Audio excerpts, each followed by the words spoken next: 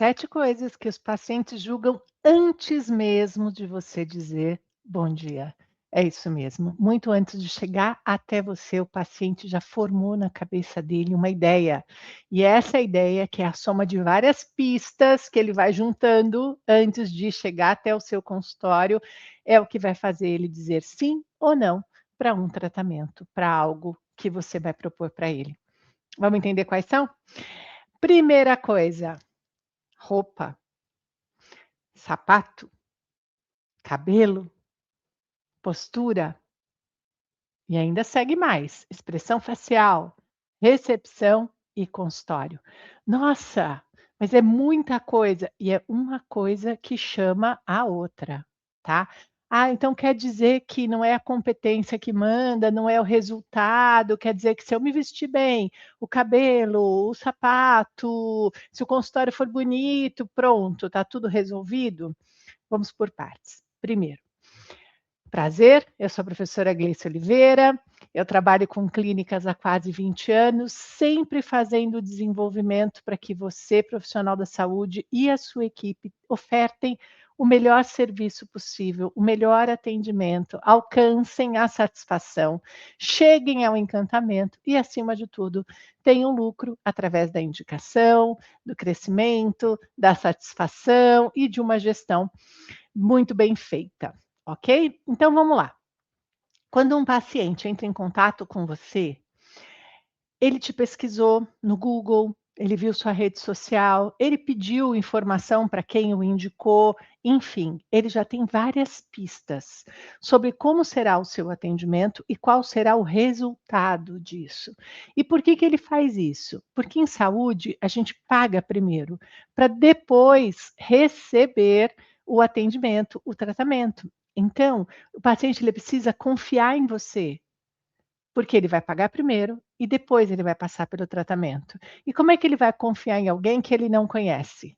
Ah, mas na avaliação ele vai me conhecer. Tá, mas para chegar até a avaliação, ele fez várias pesquisas, ele juntou várias partes na cabeça dele para falar: vale a pena pagar essa consulta, vale a pena sair da minha casa, vale a pena esse horário que reservaram para mim, todo esse esforço que eu preciso ter para chegar até esse profissional. Então, quando ele chega até você, ele já tem uma pré-ideia, que a gente chama de pré-venda mesmo, que é o que ele passou pela sua recepção, a fachada, o banheiro que ele usou, a água que ele tomou, a forma que ele foi recepcionado, e quando ele entra na sua sala, ele tem a primeira impressão de você.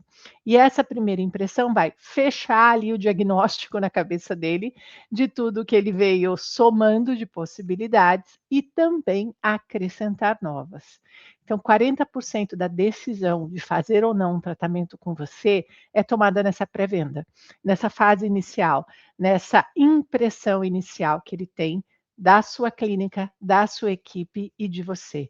E é por isso que importa a sua roupa, mas também o uniforme da sua equipe, o seu cabelo, mas o cabelo da sua equipe, a maquiagem, o sapato, tudo isso importa. Quando a gente olha para o pé de alguém da equipe ou do doutor e vê um sapato sujo, a gente questiona a higiene da clínica. A mesma coisa quando a gente vai no banheiro e o banheiro tem papel jogado no chão. A gente não questiona o usuário anterior, a gente questiona a capacidade da clínica de higienizar e manter tudo higienizado. Entendeu? Então, essa importância de olhar para os detalhes, de cuidar realmente do atendimento do começo ao fim, porque cada passinho é uma pista. E é por isso que muitas vezes vocês escolhem um uniforme de uma cor, um jaleco de outra, porque tudo transmite uma mensagem. Então, se eu quero transmitir uma mensagem de tecnologia, não dá para eu trabalhar com um jaleco branco tradicional, mas se eu quero passar tradição, sim, o jaleco branco vai bem. Lembrando que o mais importante é estar limpo, bem passado. Muitas vezes você vai de um plantão para outro, você usa aquele jaleco do hospital que você trabalha ou da universidade, e o jaleco já está para lá de sabe Deus onde, né. Então, assim, essa imagem é importante que você vai passar. Muitos profissionais acreditam que se, atender de gravata, com salto alto, isso vai passar uma imagem de poder, e realmente passa. A gente só precisa entender que essa imagem, ela tem que se sustentar no atendimento todo. Não adianta o doutor estar mega produzida, a doutora está super produzida e a equipe não está no mesmo nível, na mesma altura, tá. Outra coisa importante também, eh é muito normal quem vem de estética, harmonização, transformação, utilizar marcas de luxo, mostrar um ambiente extremamente refinado, postar em situações, de experiência de luxo, de consumo e tal. A gente só tem que tomar um cuidado, tá. O paciente, ele precisa identificar você como alguém capaz de levá-lo a isso, de levá-lo a se vestir dessa forma, a frequentar esses lugares, então até a ter uma identificação com você nesse sentido. Mas cuidado para não parecer que o paciente está pagando pelo seu luxo, porque aí o paciente acaba repensando e falando: "Ah não, aqui é muito caro, é muito status", e acaba não pagando. Então a gente tem que ter uma dosagem, né, a gente tem que saber mostrar, a gente tem que saber colocar ali num post, mas não exagerar a ponto do paciente achar que é uma ostentação e que ele está pagando por isso, ok? Então, gente, você profissional da saúde e toda a sua equipe, é super importante pensar do começo ao fim em cada detalhe. A roupa, o cabelo, o uniforme, o sapato, a barba, a maquiagem, tudo isso comunica e tudo precisa estar de acordo com o que você quer comunicar, nem abaixo e nem acima. Além da presença pessoal, a gente tem a estrutura do consultório.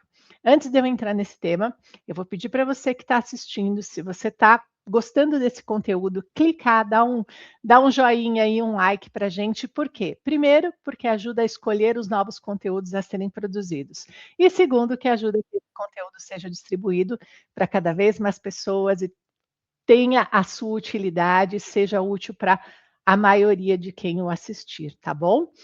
Além disso, tem um link embaixo, aonde você registra que você assistiu, né, a esse vídeo, e aí você recebe um material nosso que te ajuda nesta questão de desenvolvimento da equipe, desenvolvimento pessoal e atendimento, ok? Então, dá um joinha aí e lembra de preencher para você receber esse material. Nós falamos aqui de roupa, cabelo, maquiagem, e agora a gente vai falar de mais 2 itens: postura e estrutura física. Postura.